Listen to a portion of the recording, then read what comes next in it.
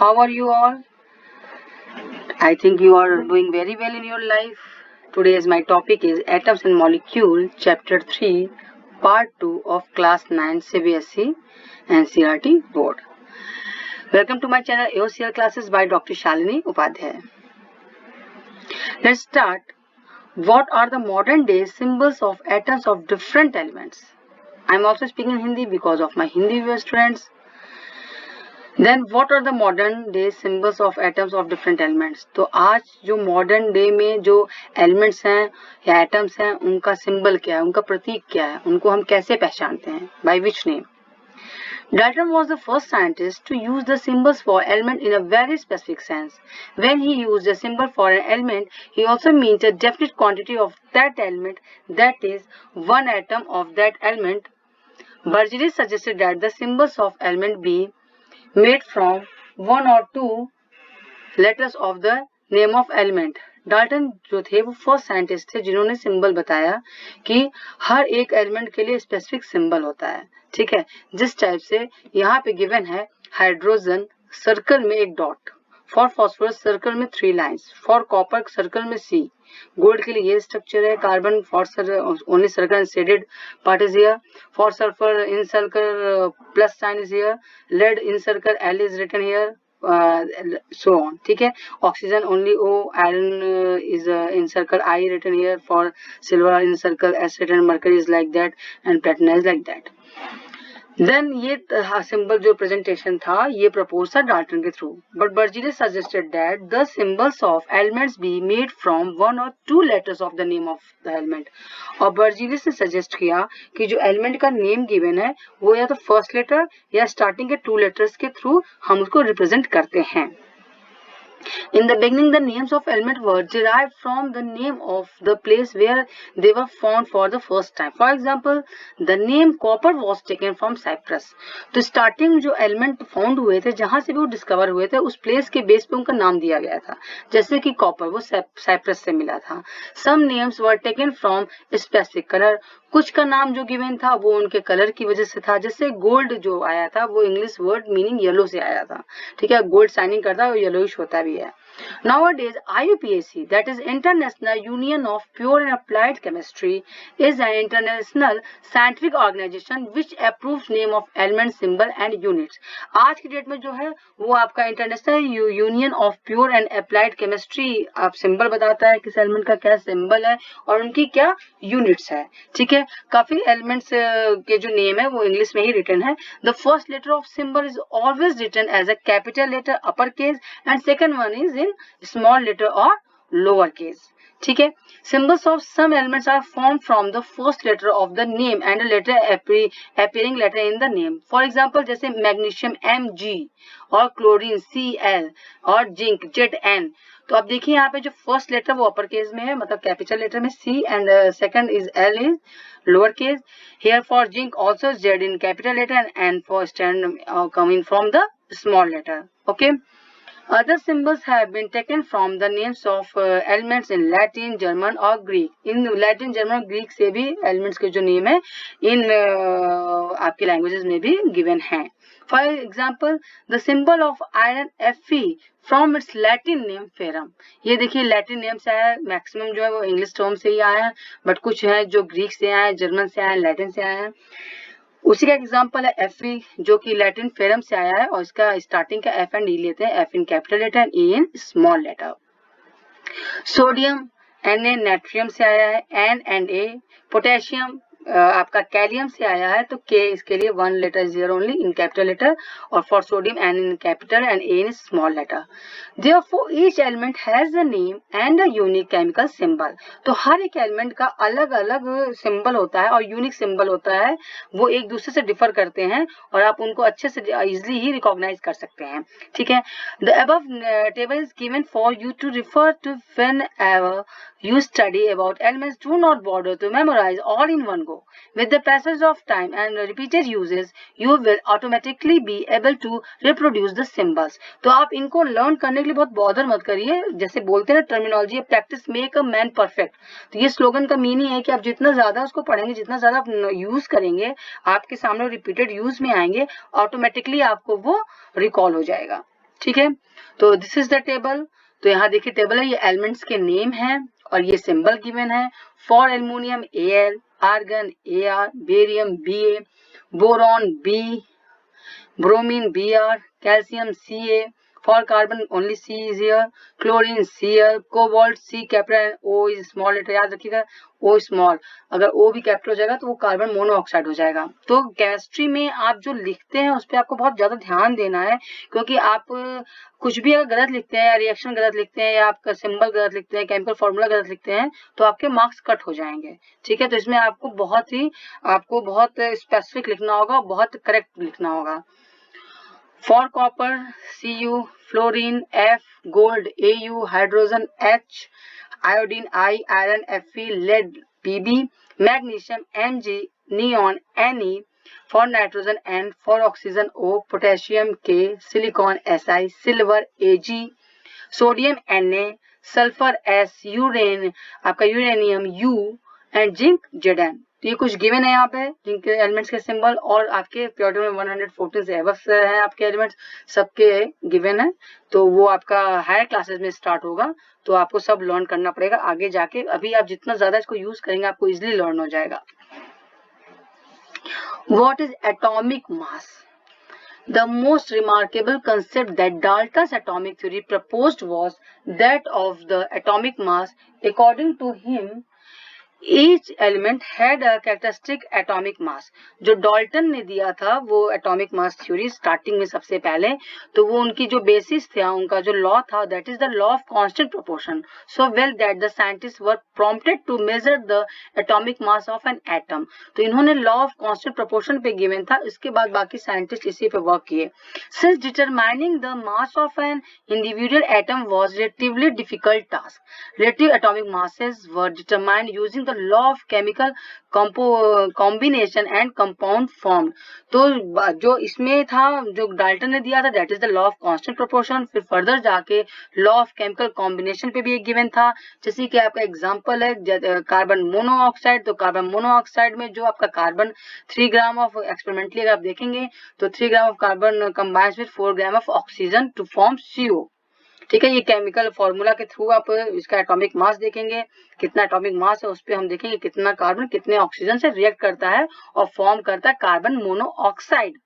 In other words, carbon combines with 4/3 times its mass of oxygen, या हम ये भी कह सकते हैं कि 4/3 मास ऑफ कार्बन जो है रिएक्ट करता है ऑक्सीजन से। वो आप डिवाइड करेंगे तो आ जाएगा 4/3। ठीक है, 3/3 आपका 1 हो जाएगा और 4/3 आपका 4/3 है। Suppose we define the atomic mass unit, earlier abbreviated as AMU। जो पहले यूनिट थी एटॉमिक मास की वो थी एटॉमिक मास यूनिट, जिसको कि AMU से रिप्रेजेंट करते थे। बट नाउ डेज जो है IUPAC ने इसको only U is here, only U are using for the unit of the atomic mass, और meaning of the U is unified mass as equal to the mass of one carbon atom. Then we would assign carbon an atomic mass of 1.0 U and oxygen an atomic mass of 1.33 U। तो ये given experimentally, ठीक है। However, it is more convenient to have these numbers as whole number or as near to whole number as possible। तो ये देखा जाता है कि easy convenient क्या है आपको, या तो वो whole number हो जो भी atomic mass हो, या near to whole number हो।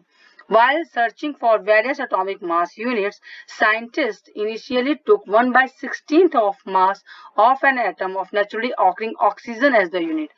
This was considered relevant due to two reasons। तो स्टार्टिंग में जो दिया गया था वो ऑक्सीजन को स्टैंडर्ड माना गया था, और ऑक्सीजन के बेसिस पे बाकी एलिमेंट्स का कि उनका 1/16 ऑफ ऑक्सीजन का यूज हो रहा है, और ऑक्सीजन को स्टैंडर्ड इसलिए लिया गया था। स्टैंडर्ड हम कभी भी किसी के लिए लेते हैं, जैसे स्केल है वो मीटर के लिए स्टैंडर्ड है, सेंटीमीटर के लिए स्टैंडर्ड है, आपका जो आप वे करते हो केजी, किलोग्राम, ग्राम, तो एक स्टैंडर्ड लेके ही हम आगे कोई चीज को मेजर कर सकते हैं। तो यहाँ पे जो स्टैंडर्ड लिया गया था वो 1/16 ऑफ द ऑक्सीजन एटम लिया गया था। रीजन क्या था ऑक्सीजन लेने का? Oxygen reacted with a large number of elements and formed compound. तो जो ऑक्सीजन था वो मैक्सिमम, कभी भी स्टैंडर्ड हम वही लेते हैं जो मैक्सिमम जगह आपको हर जगह वो आपको मिल जाए और हर जगह वो आप अप्लाई कर सको। तो ऑक्सीजन मैक्सिमम से रिएक्शन करता था और मैक्सिमम जगह मिलता था, इसलिए ऑक्सीजन को आपका स्टैंडर्ड लिया गया था। This atomic mass unit gave masses of most of the element as whole number. और इसको जब बेसिक स्टैंडर्ड मान के चला गया तो देखा गया कि जो आप इसके रिस्पेक्टिव में बाकी एटम्स का निकालते हैं एटॉमिक मास, तो वो मैक्सिमम केस में होल नंबर आ रहा था। However, in 1961, for universally accepted atomic mass unit, carbon-12 isotope was chosen as the standard reference for measuring atomic masses. 1961 में C12 is the isotope of carbon atom. Carbon atom के 3 isotope होते हैं, C12, C13 and C14. तो C12 को 1961 में इसको standard लिया गया एटॉमिक मास यूनिट के लिए मेजर करने के लिए। ये इसका भी रीजन यही था, ये बहुत एबंडेंस में मिलता था, इसलिए C12 को लिया गया था। इससे और इजी स्टडी हो गई थी। One atomic mass unit is a mass unit equal to exactly 1/12 the mass of one atom of carbon 12। तो ये जो लिया गया किसी भी एटम के लिए, वो लिया गया 1/12 मास of one atom of carbon 12। ठीक है, कार्बन का 12 होता है तो इसीलिए 1/12 किया गया। और फॉर कार्बन 12 तो ये इक्वल, ये आप अगर कैंसिल आउट करोगे तो आपको 1 मिलेगा। तो 1 मिलने का मतलब है कि जिस भी एटम के आप रेफरेंस में ले रहे हो उसकी अपनी वैल्यू ही आएगी, जो भी उसका वेट होगा। The relative atomic masses of all elements have been found with respect to an atom of carbon 12। तो जितने भी बाकी एटम थे उनके एटॉमिक मासेस जो कैलकुलेट किए गए वो C12 के रिस्पेक्ट में ही किए गए। इमेजिन कैसे, जैसे कि एक फ्रूट सेलर है मान लीजिए, और उसको वाटरमेलन अगर उसको सेल करना है और 12 पार्ट्स में, तो वो अगर उसके पास कोई भी वेइंग मशीन नहीं है, कोई भी वो स्टैंडर्ड वेट उसको नहीं पता है, तो कैसे वो सेल करेगा। मतलब 12 अगर मान लीजिए 6 किसी को देना है, 6 किसी को देना है, तो इक्वली वो कैसे करेगा। तो वो जो वाटरमेलन है उसको अगर 12 इक्वली पार्ट में वो बाय नेकेड आई देख के वो उसको कट करे, तो मतलब वो एग्जैक्ट तो नहीं आएगा, बट वो आप फिर भी मतलब अप्रॉक्स वो उसको कट करेगा इक्वली पार्ट्स में, तो फिर वो दे सकता है किसी को 2, किसी को 6, जिसको जितना चाहिए।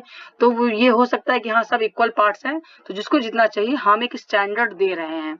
ऐसे ही दिया गया था कंसेप्ट एटॉमिक मास का कैलकुलेशन के लिए C12 के लिए। ठीक है, यहाँ जैसे एग्जांपल है, ये एक वाटरमेलन है, उसको देना है तो वो इक्वल कर लिया है, तो इक्वली पार्ट से फिर उसको आइडिया लग जाएगी किसको कितना देना है। ठीक है, Similarly, the relative atomic mass of atom of an element is defined as the average mass of the atom as compared to 1/12 the mass of one carbon 12 atom। तो जो आपका रिलेटिव एटॉमिक मास था वो भी C12 के basis पे ही दिया गया था। जैसे कि यहाँ गिवन है फॉर हाइड्रोजन 1, कार्बन 12 है, 1/12 करेंगे तो वो कार्बन के लिए ही आएगा। Nitrogen 14, oxygen 16, sodium 23, magnesium 24, sulphur 32, for chlorine 35.5। ये 35.5 यहाँ इसलिए आया है क्योंकि क्लोरीन के 2 आइसोटोप होते हैं 35 और 37। इनका अगर एवरेज लेंगे 35 + 37/2 तो आपका कैलकुलेट करने के बाद ये आएगा।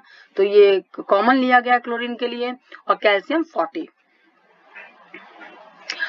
How do atoms exist, atom exist कैसे करते हैं। Atom of most elements are not able to exist independently. तो ज्यादातर जो एटम होते हैं वो आपको इंडिपेंडेंटली नहीं मिलते हैं, वो रिएक्टेड फॉर्म में मिलते हैं।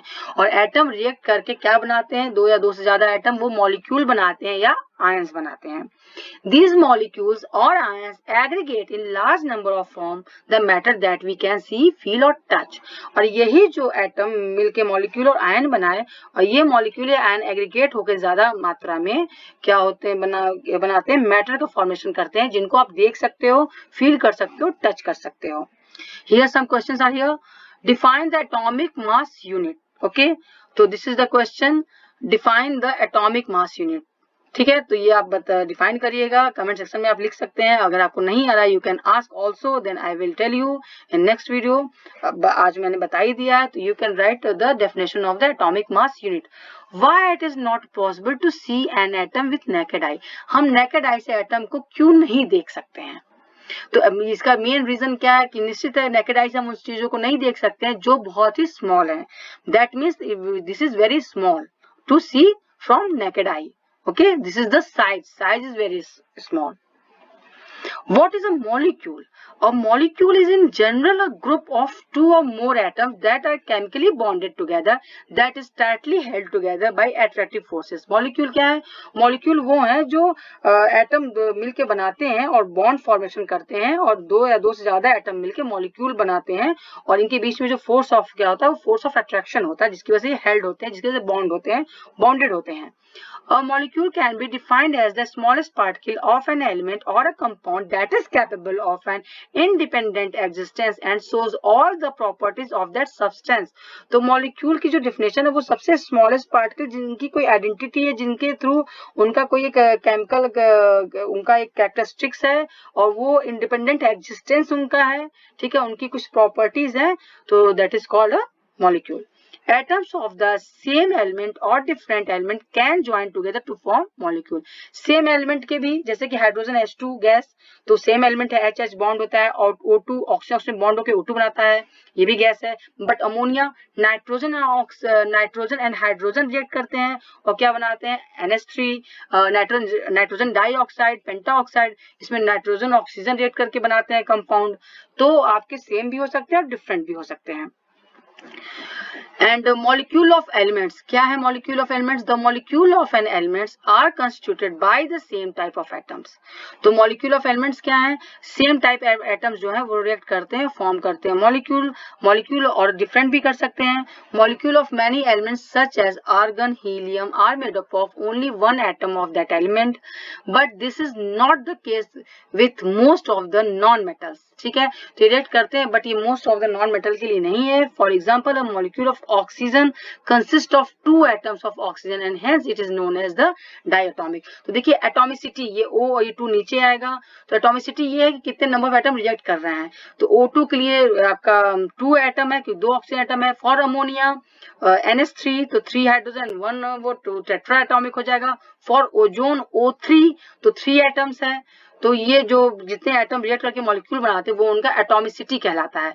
Metals and some other elements such as carbon do not have a simple structure but consist of very large and indefinite number of atoms bonded together. Let us look atomicity of some non metals. तो ये कुछ non metals हैं, जैसे argon mono atomic होता है, helium mono atomic होता है क्योंकि नोबल गैस है, ये रिएक्ट नहीं करते हैं. But oxygen, hydrogen, nitrogen, chlorine diatomic है. फॉस्फोरस P4 में मिलता है, टेट्राटॉमिक है. एंड सल्फर S8 में भी मिलता है. ये पॉलीएटॉमिक या ऑक्टाएटॉमिक भी आप कह सकते हैं. What is the molecule of compound? Atoms of different elements join together in definite proportion to form molecule of compounds. Few example are here in table 3.4. तो ये molecule हैं जो कि आपके दो से ज्यादा, मतलब 2 या more than 2 आपके एटम से मिलके बने हैं, जैसे वाटर हाइड्रोजन ऑक्सीजन से मिलके बना. H2 है, रेशियो इनका 1:8 का है. अमोनिया में नाइट्रोजन हाइड्रोजन है, NH3 14:3 का है. और कार्बन डाइऑक्साइड CO2 ये रेशियो है, बाई मास है. ये carbon and oxygen is here 3:8 का है. Okay student, I think I am clearing my point. If you have any query, you can ask in comment section. If you like my videos, then like my videos, and if you want more videos from my channel, you can subscribe and press bell icon for more videos. Thank you so much. Have a very good day students. Have a very bright future.